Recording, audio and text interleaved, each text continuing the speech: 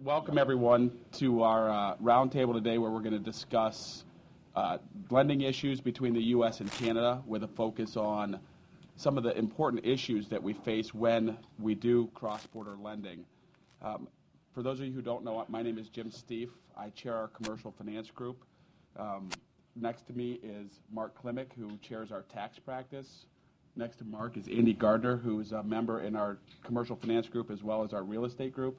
And on the end, we have Doug Hendler, who was nice enough to fly down from Toronto yesterday, luckily after the blizzard, so he came in no problem and is at Aylesworth in Toronto. Before we get started, I want to let everybody out there know that this is meant to be interactive.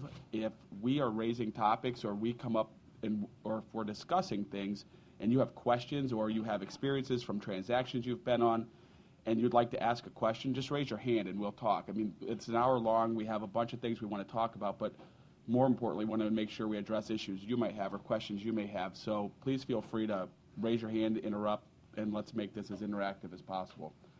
So unless anybody has anything to start with, I think what we'd like to start with today is the overview of just how do you file liens and how do you perfect liens in the U.S. versus Canada, because while they're similar, there are quite a few differences. So Andy's going to start with an overview of the U.S. system on security interest and lien perfection.